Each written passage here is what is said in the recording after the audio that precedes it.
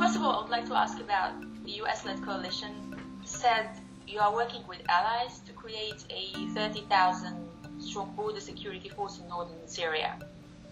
So, and this force will be comprised of whom really? So I just want to make sure that I make it clear. This is another step in overall security for areas that have already been liberated of ISIS. And really the focus of this security is focused on the Iraq-Syria border north of Abu Kamal and Al-Qaim. This is where the Iraqi security forces and the Syrian Democratic Forces met on December 10th, and this is a further step in securing areas that have already been liberated. And we know that a border security is very much something that is going to be required because you have unpopulated areas, unlike Raqqa, where we have the Raqqa Internal Security Force, and in Tabqa, where we must help our partners, both Iraqi and Syrian, to prevent any flow of Daesh fighters, foreign or otherwise, from moving around in the area. So I want to make it very clear that 30,000, number one, is an aspirational goal, and it's not going to happen overnight, but the initial threat and the initial focus is on the border between Iraq and Syria, east of the Euphrates River. How long would it take to make that force come into practice? I don't want to predict on how long that would be, but I would say right now is that you have the initial 230 students or members that are training to do this security along the border between Iraq and Syria. And we'll continue to work with the Syrian Democratic Forces to continue to work on that particular force and to work on that threat because ISIS still, we have seen it. We have seen ISIS fighters continuing to be captured both in Iraq and Syria as they lose territory and they try to escape. So this is yet another way to prevent that type of ISIS from moving, reorganizing, and trying to reestablish themselves. So this force will be comprised of Americans only? Or is it in cooperation with the Kurdish as well? No. So the force will be comprised of, just as we have done in the security forces in other locations that have been cleared of ISIS, is that the force that comprises and performs the security is representative and is ethnically matched to those areas that they are performing their duties. So if you are in the Deir ez-Zor province in an area that is predominantly Arab, then that border security force will be Arab. I see. Okay, moving on to Syrian Democratic Forces, what could you tell us about the scope of cooperation with them now that Raqqa has been liberated? Well, how does cooperation look like on the long term? Okay. Well, I just wanted to keep things more recent and topical, and to say that the fight against ISIS, while it has been, our partners have been very successful. 98% of the territory that ISIS once held is now in the hands and in control of our partners. More than 7.5 million people who were once under ISIS control are now free. But even in that final 2% that exists in Syria, there still remains very tough fighting, and we see this now as we continue to find pockets, and the Syrian Democratic Forces are continuing to conduct major combat operations in these areas. The coalition continues to provide support by providing intelligence, surveillance, and reconnaissance, by training, equipping, and also conducting precision strikes to support our partners in these areas. That very much continues, and that type of fighting still does continue. But the things that we talk about in the future and the cooperation that we have with the Syrian Democratic Forces in the future will be very much geared towards the security elements that remain in areas that have been liberated. So standing up internal security forces, also providing the counter IED training very much necessary for all the threats and all the IEDs and booby traps that have just been left behind by Daesh. It's amazing how much of an issue and how much of a problem that really is. So could I say that your cooperation with the Kurds will be military only? For the coalition, the Combined Joint Task Force, Operation Inherent Resolve, it is very much military. However, what does military really include, and what does that mean? We talk about counter IED and being able to dispose of explosives that we find. We also talk about providing support to heavy equipment type operations like constructing and building bridges, showing them how to do that, not necessarily doing that as a coalition, but showing them and providing support on things like that. Okay, so as we all know that the Kurds are trying to, as an end goal, to have their own territory, their own, perhaps, sort of independence, if I may put that in between brackets. Would you support their goal, their aim, their objective? The goal of the Combined Joint Task Force is to defeat ISIS militarily in Iraq and Syria, and that has always been our goal from the very beginning. And we cannot just up and leave after territory has been liberated. We look at the statements that were made by Russia recently that claim total victory, and yet days after villages that were recently held by the Syrian regime were retaken by ISIS. So we recognize there's still very much an effort that must continue even after areas that have been liberated to prevent the resurgence or reemergence of ISIS in these areas. So we, as the coalition, have said that we will continue to support our partners in Syria in the areas that we have helped them liberate of ISIS, and we'll continue to do that until the Geneva process or peace process starts to take ground.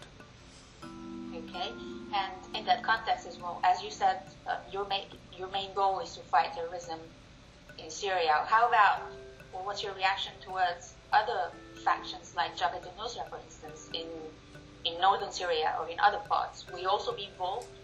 Well, our mandate and our mission is strictly ISIS right now, but I will say that, and those are clearing areas of ISIS. But that's not to say that the types of things that we are helping our partners as far as the security after areas have been liberated. The real goal is to make sure that they can continue to stabilize and prevent any type of resurgence of ISIS or anything like it or any other group from coming in to have the same kind of impact that ISIS did in 2014 and up until just recently. Great. So moving on to talking about coalition in Iraq. We woke up today hearing about the attack in Baghdad, and so do you think that ISIS fighters are flooding back? First off, we absolutely condemn the attacks that happened, cowardly attacks that happened in Baghdad, and our condolences go out to the families of those who were affected. But this goes very much to show that there still remains a threat, even though areas have been cleared and ISIS no longer holds territory. So we know that since the liberation and the call of liberation throughout Iraq, is that the Iraqi security forces have continued to be aggressively patrol and conduct operations largely on their own to identify remnant pockets of ISIS. And they have yielded and found several stockpiles of explosives and suicide belts and bed-down locations. So the Iraqi security forces throughout Iraq, not just in particular areas, but I'll mention Mosul, Nineveh, Anbar, and Baghdad are some of the locations where they continue to conduct patrols and aggressively hunt down the remnants of pockets that remain. So also talking about security, in this case then, what do you do to ensure the long-term security in Iraq, which we've heard many times that this is one of the objectives for the coalition in Iraq? Yes, and We have largely assisted the government of Iraq with precision strikes, with intelligence. But the other thing that I would really like to focus on, and what does that mean for long-term security, is the training and the equipment that we have helped and we have provided to the Iraqi security forces.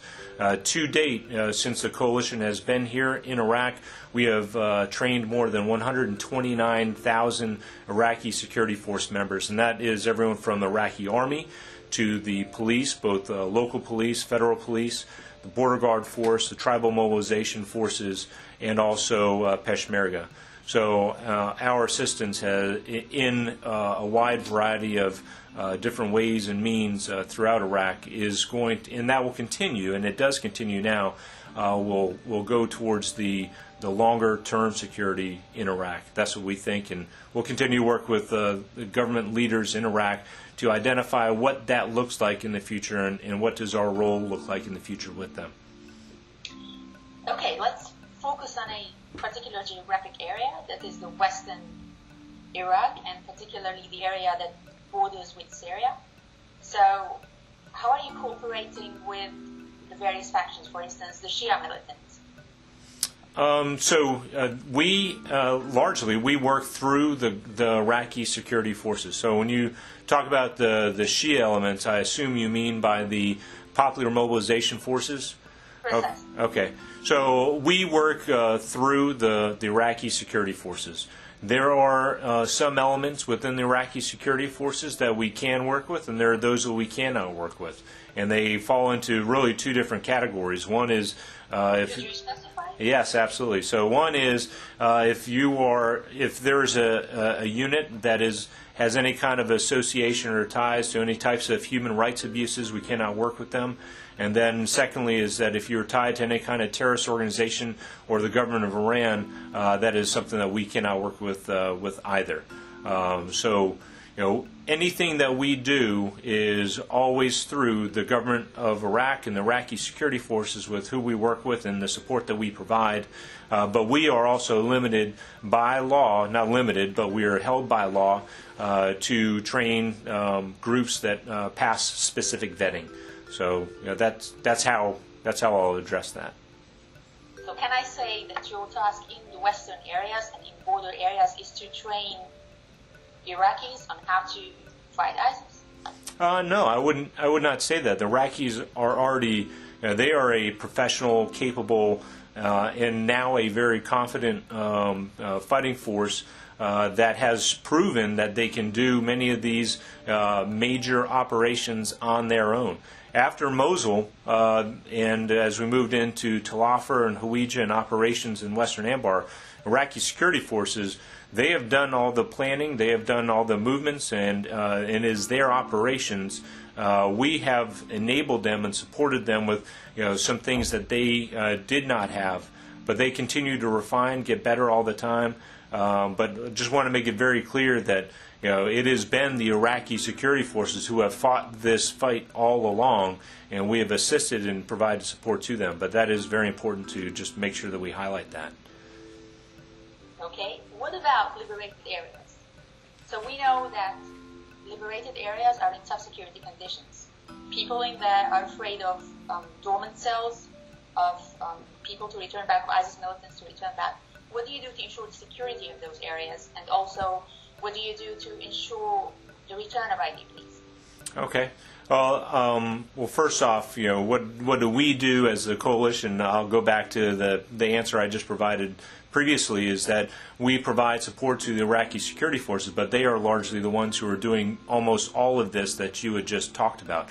I would also highlight that it was just this week that the United Nations IOM, the migration, the agency that reports migration, had just announced that for the first time since the beginning of the operations to defeat ISIS was the first time that the number of returnees surpassed the number of IDPs. So that is a sign and direction that those internally placed persons are making their ways back home. And I just saw also something within the last 2 days that said the mayor of Anbar province said that 85% of those who IDPs are now back in their homes. So it is really, again, the Iraqi security forces that have established the conditions that have allowed IDPs to return home and to return home voluntarily. And as far as what are we doing as a coalition, we will continue to provide intelligence to our partners so that we can help them identify certain threats to prevent them from conducting attacks like we saw in Baghdad recently. We've also heard that there will be a gradual reduction of U.S. forces in Iraq. And their presence will be limited to advisory role. So how many advisors are there, and what are they tasked to do? Well, I won't get into the specific numbers of how many advisors there are, but there's truth to what you had talked about. As the major combat operations go down in the fight against ISIS, then the requirements that are required for that will no longer be needed. And we talked about tailoring our support as a coalition. What does that look like in the future? We're working with the government of Iraq on identifying what that means and how big that is. We haven't come to a determination yet. But I would also say that a lot of the non-U.S. coalition partners are very well suited and poised to provide that type of support. The building partner capacity, the training, and the training specifically that we had mentioned before with the Iraqi security forces, the majority of that training is done by non-U.S. coalition efforts and partner nations. Talking about capacity building of Iraqi forces, we've noticed that in 2014 they were quite challenged by ISIS militants, which is why they weren't able to fight really well. So what do you do now to prepare them to fight any ISIS returnees or dormant cells that may rise in the future? Yeah, that's a good question, and it comes down to just the way that their security forces and structure is built. So when ISIS showed up in 2014, they were largely, they being the Iraqi security forces, were largely geared towards a counterinsurgency. So when ISIS showed up in columns and tanks and as a conventional fighting force, they were not prepared for that. They are very much very good at that right now, as we have seen over the last 3 years, and the things that the Iraqi security force has been able to do as far as defeating ISIS in Mosul is something that has built their confidence.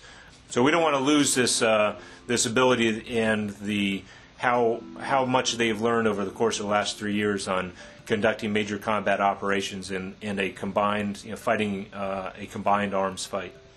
There are foreign fighters, or there were foreign fighters with ISIS. What is your role towards trying these people in Iraq? Will you help transferring them to their countries to get tried there? Or will you say, oh no, it's not our business, it's the Iraqi authorities who are supposed to try in Iraqi courts? I think it's the latter. The coalition, our focus and our mission is to defeat ISIS in Iraq and Syria and to prevent them from returning. As far as the government of Iraq is a sovereign country and government, they have, as you have well noted, that there have been foreign fighters that have been captured, especially in most recently, as we've seen them, especially leaders that are abandoning fighters as they're scurrying to try to escape. So we know that is happening. But as far as foreign fighters and government of Iraq, they are, what I understand, are working with the countries from where these fighters are from to identify what to do and what is going to happen with these foreign fighters and the families that are also associated with them. And a last question is, you've announced in Iraq that mission is accomplished and that you defeated ISIS. So when are you likely to announce that in Syria? So first off, we have not announced that that mission is accomplished in Iraq. We've talked about, number one, taking, ISIS no longer holds territory in Iraq, and areas that they once held were liberated, but that does not mean that ISIS is defeated. As we've seen, again, most recently in Baghdad, these threats are very real, and we know that Daesh, ISIS, has been very savvy and adaptable over the years, and we expect that they are, number one, trying to reorganize, regroup, reorganize, and trying to maintain some form of relevance in the area. So continuing to go after ISIS while we have the momentum. They're on the run, and they're not really established in any particular location. So identifying them, and we pretty much, as someone has said, is we have our boot on their neck, and now is not the time to let up on that. We must continue to push forward and defeat ISIS and defeat their ideology too. Any estimate of how many are still left? After in Syria or in Iraq? The latest estimates, and these go back into December, the latest estimates were that we suspect that there are less than 3,000 ISIS fighters that remain in Iraq and Syria. Again, some remain in pockets in Syria, and those are the areas where we are fighting, but others are in smaller, diverse groups that are trying to escape and, as I mentioned earlier, reorganize. So we're continuing to hunt them down and go after them, and as well with our partners in both the Syrian Democratic Forces and the Iraqi security forces. At the end of this interview, I thank you very much indeed for being with us, for your time and for the information. Thank you.